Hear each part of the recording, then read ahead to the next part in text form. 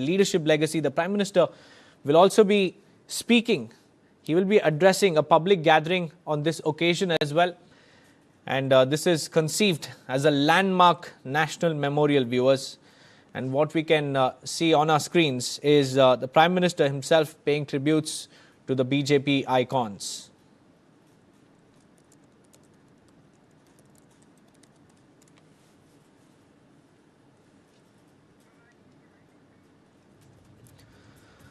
Well, viewers, Lucknow is standing witness to this history as the nation honors one of its tallest statesmen. And this is not just ceremonial, viewers, it's deeply symbolic of India's democratic values.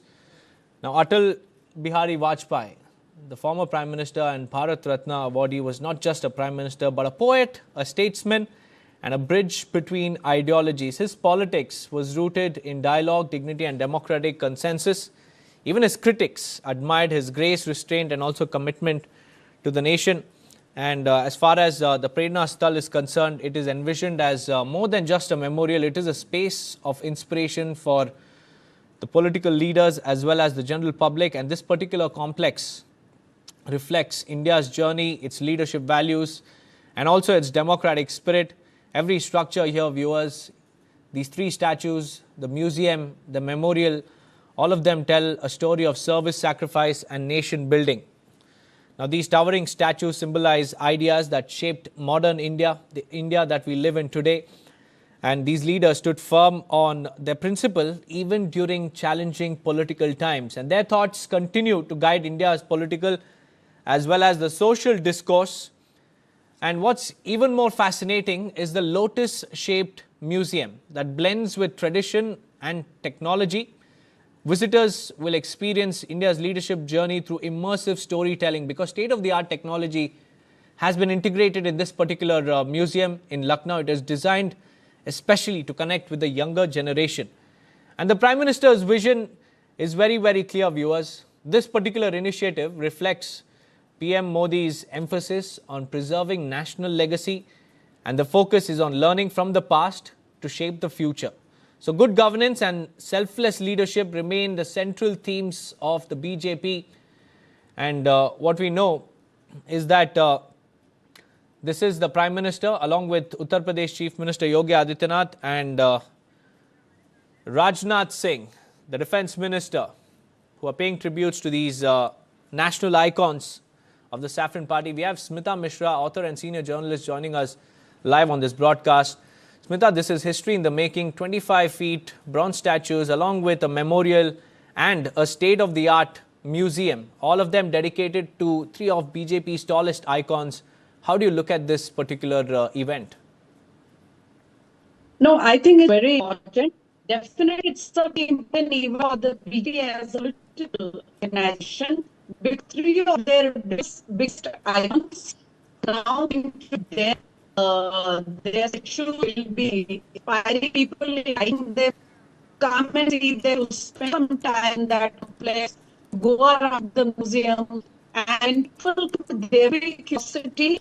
Let me tell you that I just back from another event where it's meant to remember to respect to Madan Mohan, and will be fried to so many cases after Malviya devoted his entire life to this nation, the freedom to building our institutions, our education, more than trust the people that even very little of the life and contribution of Mahamalaya. So that is the status of this in our country.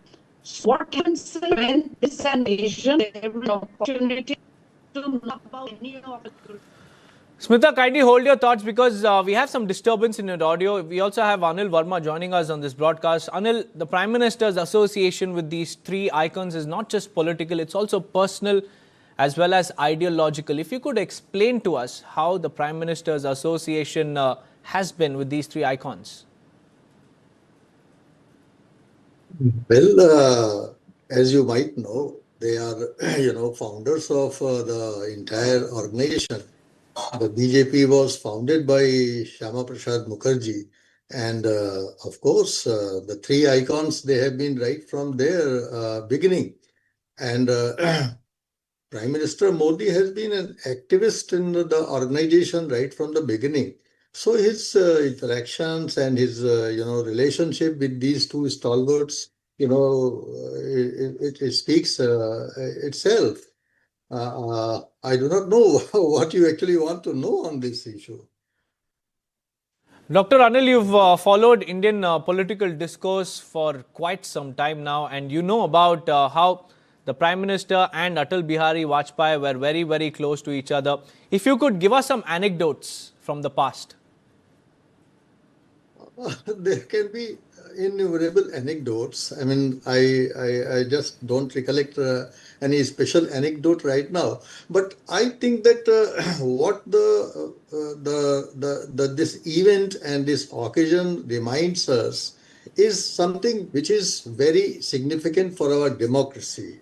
Right now, you see these stalwarts. They have been very important players in our democracy. As you know, Shyama Prasad Mukherjee was in the first cabinet, and late Atal Bihari Vajpayee was also many times the Prime Minister of India. What these icons have taught us is the decency in democracy. That is very important. We have at the moment only dissent in democracy, but in addition to dissent, they have also taught decency in democracy, how to behave both in the ruling and in the opposition. Atal Bihari Vajpayee has been for a very long time associated, right from the times of Jawaharlal Nehru. And if you could recollect, there were hardly any foreign delegation in which Vajpayee was not, inducted as a prime minister, as a member of the delegation, and sometimes on a very important, issue. So even if in Parliament you see the kind of language that he used, Vajpayee, the kind of humor that he used, it used to dilute the tension between the opposition and the ruling party. When he was in the ruling party, even if he was in the opposition, he would never cross the line of decency when he was criticizing the government and policies of the government. So what we are lacking at the moment in Parliament is that, and this across the parties, that we are fighting in democracy and we are not, countering rational arguments of how we feel, how it should be, what is my take on this, and how it can be further improved. Instead, there is a lot of mudslinging. That was not there in the Vajpayee's time, and he would, whether he was in the opposition or whether he was in the government, he never crossed the limits of decency. That is one lesson which both the ruling party and the opposition, they must learn. Right now, they have to take the democracy forward and pay tributes to Vajpayee and others. That's right, Dr. Verma. Let me also bring in Smita Mishra as well. Smita, how important are the ideals of these three icons for the politicians in this day and age? Because there are a lot of personal attacks, personal comments that are being made in the parliament and outside the parliament as well. But if you look at Atal Bihari Vajpayee, and like Dr. Verma was also saying, he was liked even by his critics. Yes, so I would say, let me just complete my point. There was, it was short because of technical break the network. So I was saying in that ad which I have just attended, more than 60% of the people they do press about Mother Malvi. Why do these happen? It happens because our media, our curriculum, our textbook, they never tell everything about people and limit to a certain section of personalities, and that we thought it is about the hands of people. The rest, really ignored our syllabus, our things in our media. So these kind of distortions, the event that we are witnessing right now, it's important because 10 years later, 23rd years late, when the younger generation. Smita, I beg your pardon, but even right now, the audio is slightly disrupted. But let me go across to Dr. Verma, because this particular event is more than just a memorial event. Dr. Verma, what is the larger message behind the creation of the Rashtra Prerna Sthal? Well, I think this is a very important question. Uh, you see, we have lot of forgotten, icons of our history, and either they have been neglected by the historians or they have been wrongly painted by the historians. And therefore, there is a generation which we call Gen Z generation or the modern generation. They hardly have any idea of what these icons meant to them historically. If you remember Shyama Prasad Mukherjee and the kind of people associated with RSS, they have been always looked at, something who do not who don't need any attention. But it's an occasion where we are revisiting our forefathers, we are revisiting history, and probably by such occasions, the modern generation, the young generation would probably like to know about these icons, that how they have played an important role in the nation making. Nation making and freedom struggle had been a collective endeavor of the entire country, cutting across party lines and all. Everybody was involved. And therefore, some of the people, whether it be Shyama Prasad Mukherjee or whether it be others or Subhash Chandra Bose and Atal Bihari Vajpayee, etc., they also had played tremendous role in nation building and the freedom struggle. And therefore, by such occasions and by such, raising statues of such people, there is a curiosity in the mind of the young people that what actually these people are and how they're. So I think there is a lot of curiosity among the younger generation to revisit all these people and know about their contribution to nation building and the freedom struggle, etc. So this Dr. is, Verma. I think, besides this is a very important thing, that this opens up a new chapter in history where the young people will probably like to know more about them and learn from their activities in democracy. That's right, and this current generation is tech savvy. And guess what, Dr. Verma, this particular museum has state-of-the-art technology. It has immersive, technology that could help younger generations to get an insight about the ideals, the principles, and also, how these three individuals functioned in the past. Now, Smita, coming back to you, can such memorials really help shape, the ideas as far as the civic and political discourse is concerned ahead? Yes, I think they can. I want to carry on from what Dr. Verma was just telling us. You see, the younger generation, you cannot force anything upon them. You have to create that motivation, that curiosity in their minds, which inspires them to go back home and find out more about these personalities.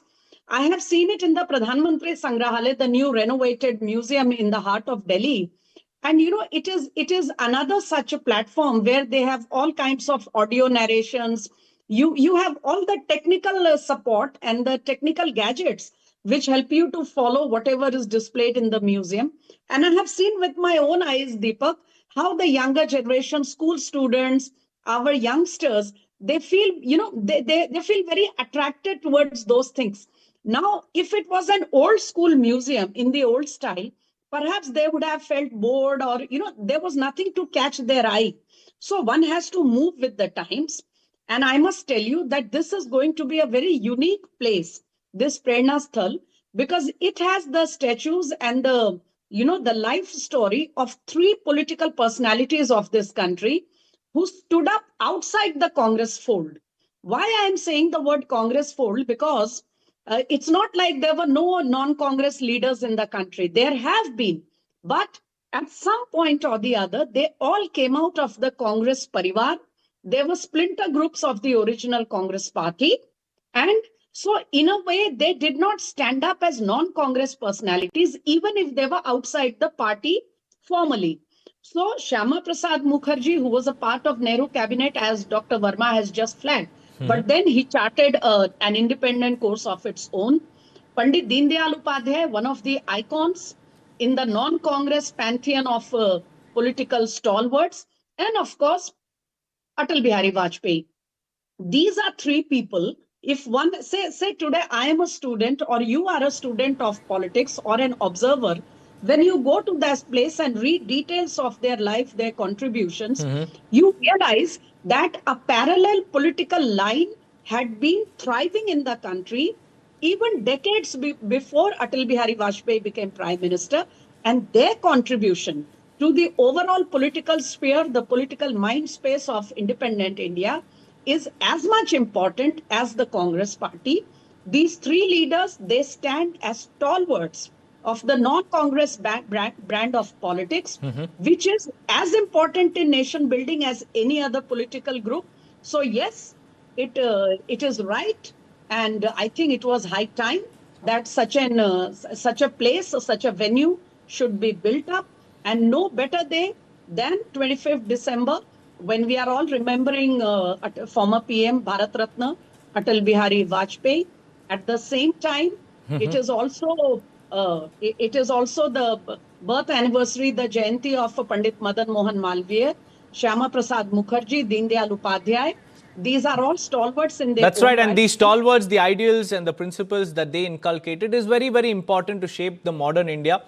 And thank you, Smita Mishra and Dr. Anil Verma, for joining us with those valuable insights. With that, viewers, we'll slip into a short break. We'll be right back on the other side. Do stay tuned.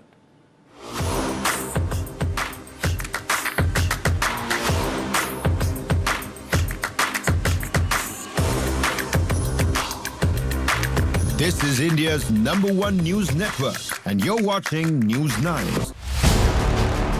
Bangladesh is on edge. Protesters also targeted symbols of Bangladesh's political history. Mr. Yunus is being the new Jinnah of Bangladesh. What defines this mob? Who are these people? Where do they come from? Pratham Alo, the newspaper, has also called it a terror attack. Yunus is the Osama bin Laden of today's world. The state has no strength, or those who are on the street are the state themselves. There's nothing called spontaneous mob. There's a theory called you keep the pot boiling.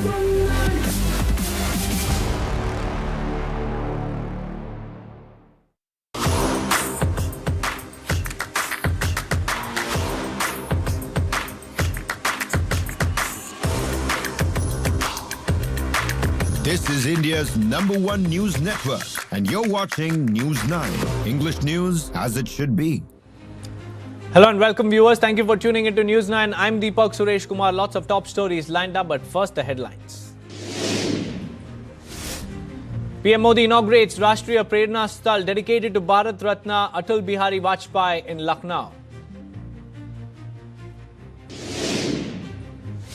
Supreme Court moved against bail to Unnao rape convict Kuldeep Singh Sengar. Petition states High Court release order legally incorrect when Sengar is serving life sentence. India successfully tests 3,500-kilometer K4 missile from nuclear submarine INS Arighat, boosts its nuclear triad and strategic deterrence.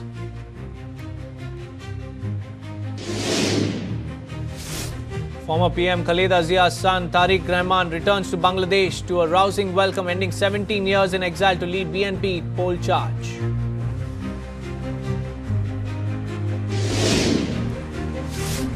Bangladesh situation spirals out of control after a late-night petrol bomb attack. Unidentified man vandalizes historic Madhur canteen at Dhaka University.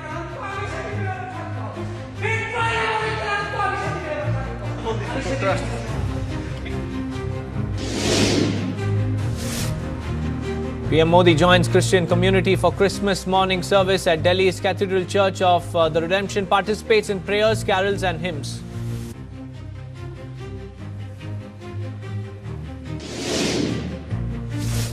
Christmas celebrations marred by violence. Mob vandalizes a Raipur mall, assaults festive installations, untoward incidents reported in Assam and UP as well.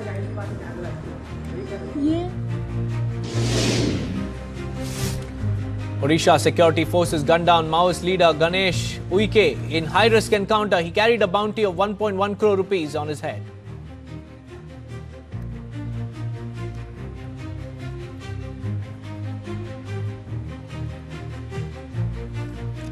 Viewers, first up, Christmas is being celebrated across the country today, and PM Modi visited the Cathedral Church of the Redemption early this morning to mark the Christmas celebrations. And amidst all the festivities, some untoward incidents were reported from Nalbari district of Assam, Bareilly in Uttar Pradesh, and Chhattisgarh's Raipur city. A mob armed with wooden sticks targeted a mall. They barged into the mall in Raipur and vandalized decorations and installations made for Christmas, and this happened on the Christmas Eve, viewers. And the group vandalized Christmas-related decorations even as the security guards made futile attempts